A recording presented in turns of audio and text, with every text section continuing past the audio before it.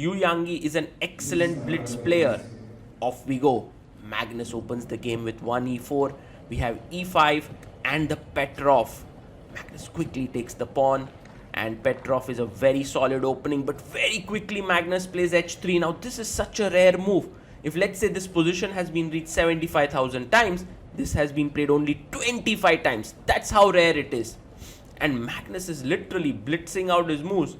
Yu Yangyi can now retreat his knight to f6, which is a normal square, but he goes back to d6, which has put Magnus under some thought. Now, you can normally play your pawn up and then bring your bishop out and castle, and that would be normal play.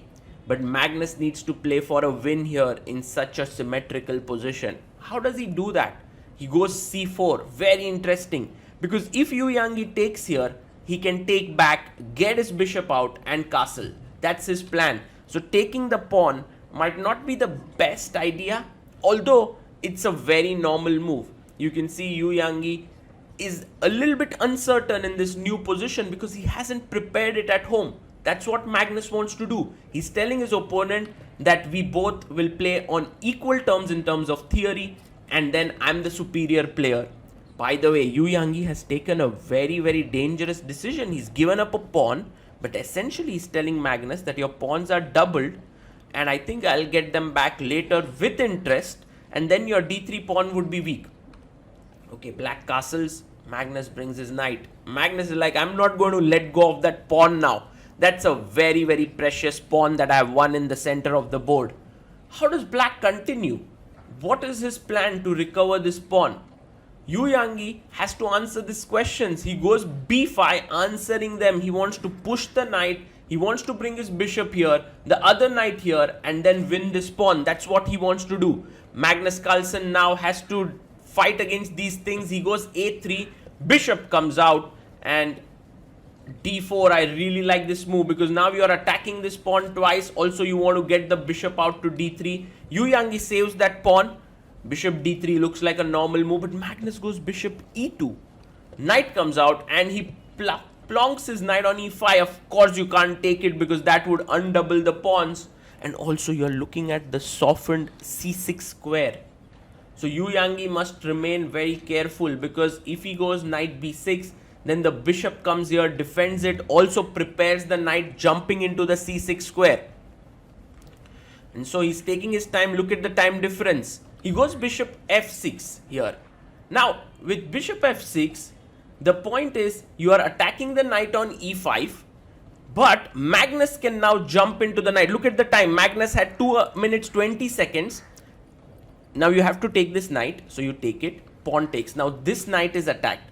So you defend it. Now, here, let's say Magnus castles. Then he would come knight f5 attacking here. By the way, these are the thoughts that are going in Magnus's head right now. He's thinking about that. You push the pawn. He takes your knight. Pawn takes. Knight takes. Now you will see that he's recovered the pawn and also attacking here. But in comes this beautiful move. And if you take here, I have queen c2 double attacking these two knights. Wow, this is an amazing variation. But look at the time Magnus has taken already. He has actually thought here for close to a minute because he's unable to decide whether he should play this move. He has to look 10 moves ahead if he wants to make that move, knight c6. That's the huge question. Can he play it? He's now down to 1 minute 20 seconds. That's not normal in a blitz game that you're thinking for more than 70 seconds. Oh my god. And he goes for it. He goes for the variation that we just analyzed. Now this knight has to be taken. You can't tolerate such a knight on c6. It's a monstrous piece. You have to chop it off.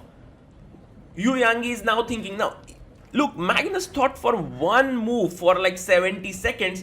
But Yu Yangyi is going to bleed on every single move. So even though Magnus is behind on time, he will catch up.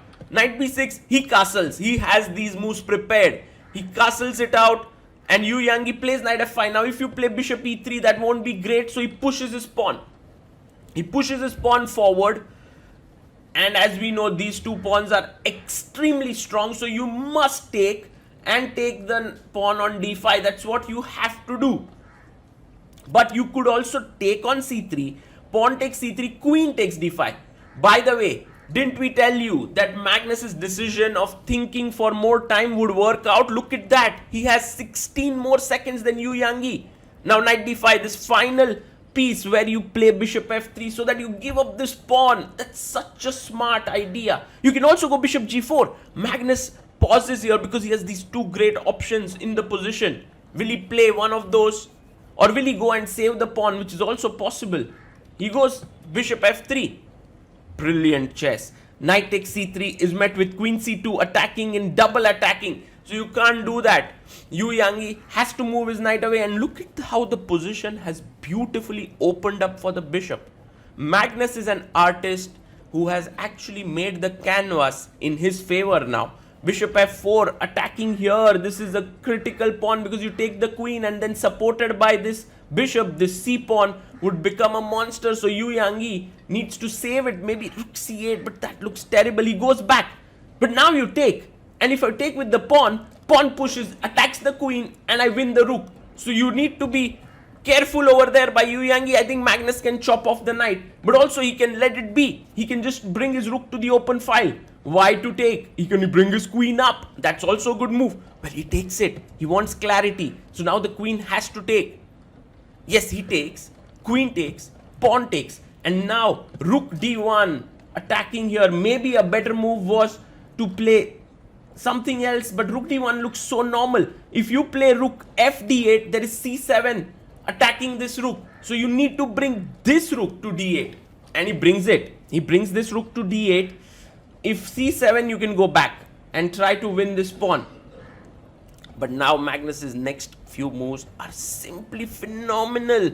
He's going to, this knight is so much hindering these pawns. He needs to do something about it. Pawn to d5, a4, sacks a pawn. You don't want to be taking with this pawn because then the b file opens up. So he takes c4. What a move. What a move. You can't take here. Knight hangs. So he takes with the d pawn. Rook takes. Rook takes and pawn pushes forward. If you play rook c8, I have rook d1 with a back rank problem. So rook f8, bishop comes in. What chess by Magnus Carlsen? Because if knight here, rook takes a6 and then rook a8, making a queen on the board. So pawn pushes forward. Actually, Yu Yangyi sacrifices an entire rook because he thinks there's a chance that he can actually queen his pawns. If he pushes b4, he pushes because now if you take rook takes a4, then c2, b3, b2 are winning here. Actually, it's a draw.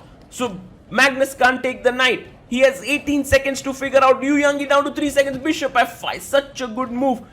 Holding this diagonal. Knight goes back. But now Magnus attacks the knight. There's simply no way to now hold this position together. And look at how quickly Magnus gets his king in. Pawn pushes forward, but the king is just in time. Yu Yangyi is gone here. The king is on time. He shakes his head. But Magnus has played brilliant chess. What a game of chess this was by Magnus Carlsen.